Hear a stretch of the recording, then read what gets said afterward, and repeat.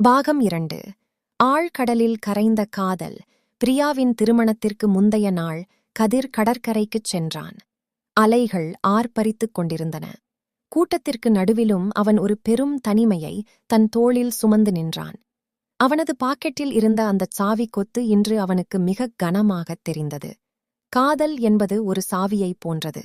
அது சரியான நபரின் இதயத்தை திறந்தால் சொர்க்கம், இல்லையென்றால் அது நம்மை தனிமை என்னும் இருட்டு அறைக்குள் தள்ளிவிடும். பிரியாவின் இதயம் ஏற்கனவே வேறொருவருக்காக திறக்கப்பட்டுவிட்டது. இனி இந்தச் சாவிக்கு இங்கே வேலையில்லை. மெதுவாக அந்தச் சாவி கொத்தை பிரித்தான். மற்ற 5 சாவிகளையும் தன் பாக்கெட்டில் போட்டுக்கொண்டான். அந்த 6வது சாவியை மட்டும் உள்ளங்கையில் ஏந்தினான். அந்தச் சாவி அவன் இத்தனை காலம் அனுபவித்த ஒருதலை, காதலின் வலி, ஏக்கம் மற்றும் தனிமையின் மொத்த உருவம். ஒரு நீண்ட பெருமூச்சோடு அந்தச் சாவியை தூரத்துக் கடலில் வீசி எறிந்தான். அலைகளில் மோதி அந்தச் சாவி ஆழத்திற்குச் சென்றது. அப்போது அவனது மனதிற்குள் ஒரு சோக கீதம் மெல்ல ஒலிக்கத் தொடங்கியது.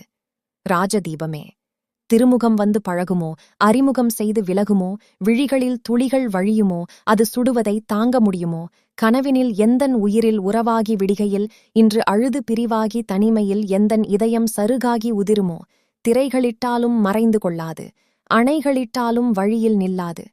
பொன்னி நதி, கன்னி நதி, ஜீவ நதி, விழிகள் அழுதபடி, கரங்கள் தொழுதபடி சிறைகளும் பொடிபட வெளிவரும். ஒரு கிளி இசை என்னும் மழை வரும். இனி எந்தன் மயில் வரும்.